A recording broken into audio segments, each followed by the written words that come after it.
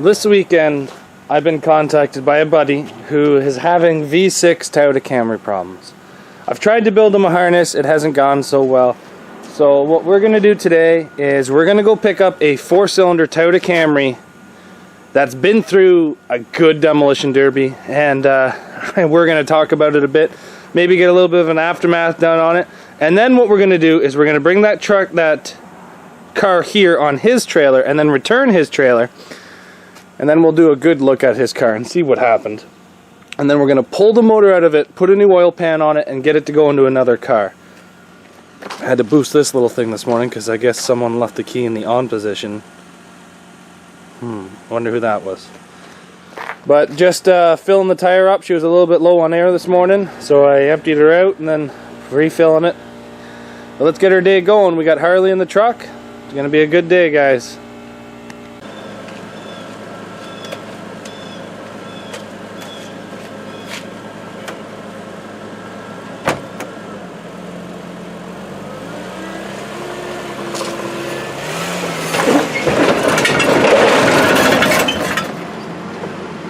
This car here we bought off my buddy Chris, and it was ran last weekend.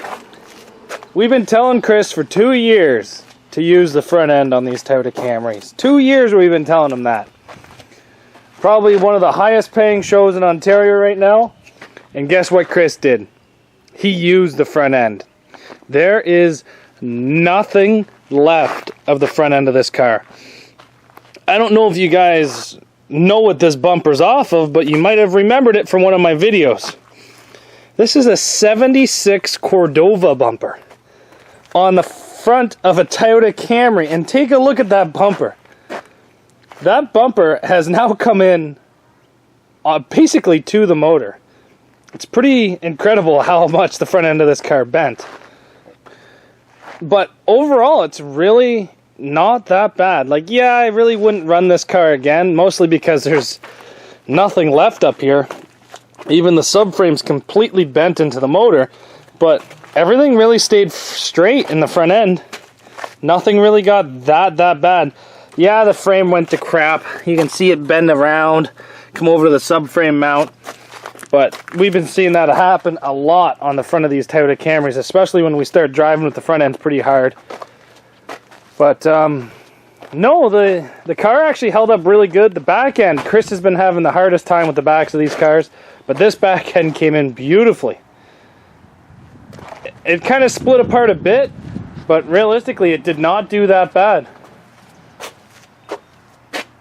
But what our goal here today is, we're pretty much going to take all the wiring out of the car, and then we're going to take a Sawzall and we're going to cut straight down here, right about there in the frame. And then we're going to do the same thing on this side, just cut right through all the brakes. And then basically going to cut the subframe off, and then we're going to get the motor out of this. Now I'm going to do this outside because I don't really want to have this car on the hoist once that comes out, but we're just going to get the parts we need, fill this thing up with scrap, and get it into the scrapyard quickly. But the doubles do have to go back to Chris, even though they're a little bit mangled up. They're still his doubles. You got to be respectful.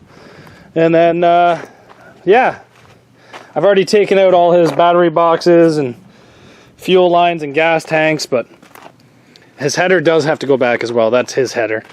But this is that new gray area header that we have.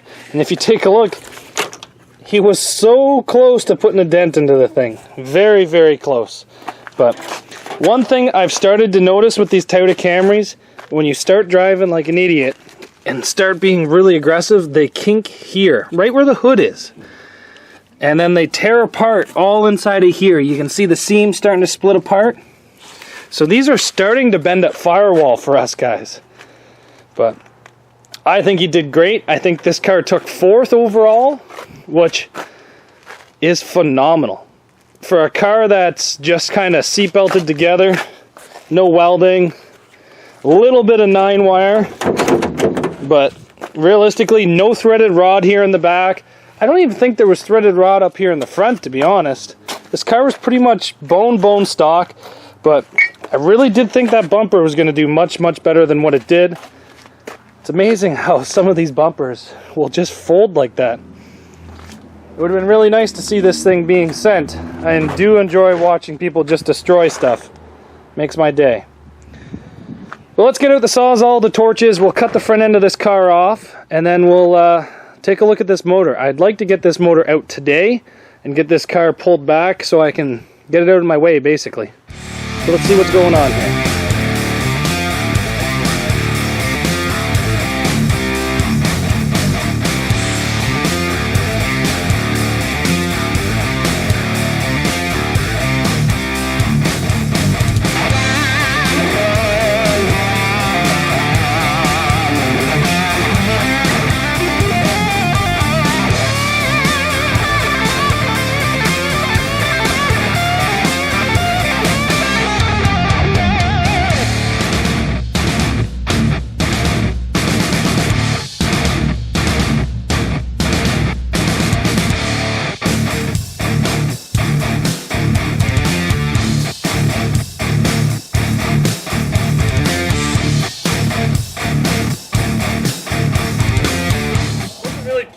Being this hot today, so I guess I need to put on some sunscreen, but with the front end of it cut off, you can see that there's really not that much damage done to this car. Like, yeah, I wouldn't have taken it into another demolition derby just because of how bad the front of it was.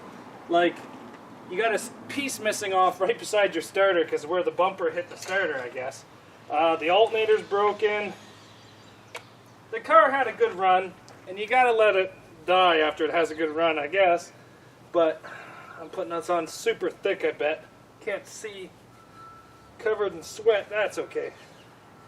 I am not getting a sunburn today.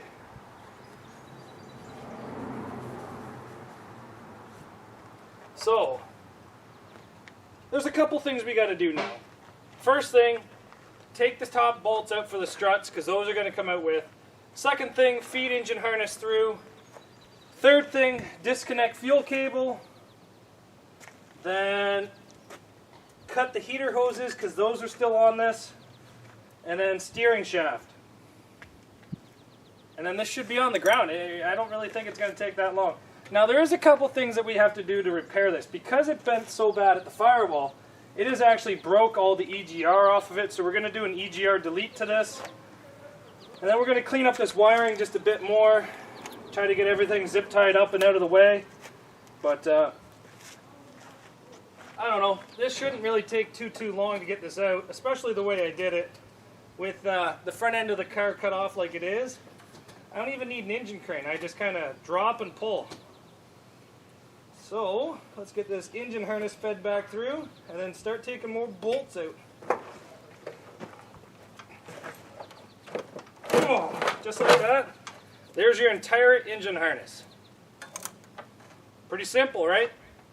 Let's start taking out all the hardware.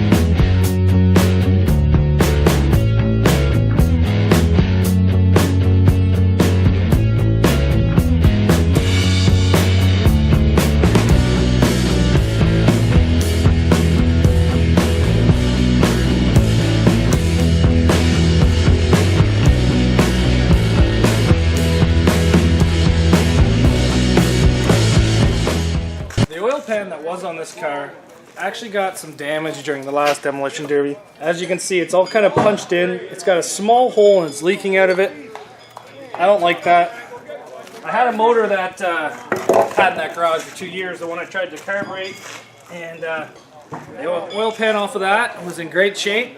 So it's got some skids on the bottom for being slid across the floor, but other than that, great shape. We took it off, cleaned it up. I'm just going to reinstall this now. And then this motor's pretty much ready to be installed into that other car. Ooh, almost dropped the pan. Nice catch. It's been a pretty hot and long day. I got the motor off the subframe. I still have to pull the steering rack off that. I have to pull the back motor mount off that. I have to pull the spindles, the axles. A lot of stuff has to come off of that. And then, when the other car gets here, we got to take everything apart. But just gonna start putting some silicone on this and getting it ready to go in. But this is a big job, getting close to the time of derby season for me. So this will probably be the last time I do this. We're helping a buddy, that's for sure.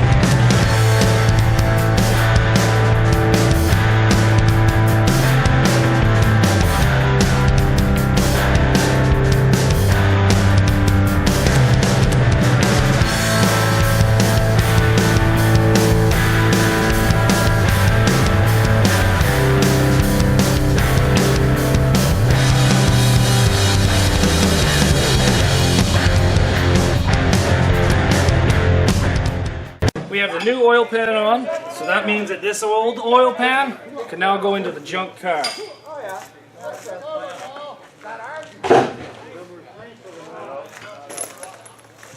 There's still a little bit left for us to do to this, but I think I'm going to do it tomorrow morning. I have to do the EGR delete because remember the EGR was busted off of it. I'm going to get rid of the rad hoses. I'm going to loop all these hoses up and around to themselves. Just like that. So then that way that when this goes in there, it's a pretty much contained unit. The other thing I did notice that I need to go grab off, the dipstick on this motor is broken. So I'm going to go grab one off the other motor. Might as well. Now just like that, I am done for tonight. Got a lot of work done today. We went and picked up a car, we borrowed Buddy's trailer to bring in here, returned the trailer, then we kind of cut the car in half, then we went and picked up that Volvo. I'll be making a video different on that, but I don't think I'll be running it. And then we got this thing off the subframe, got the oil pan changed out, and all that fun stuff. So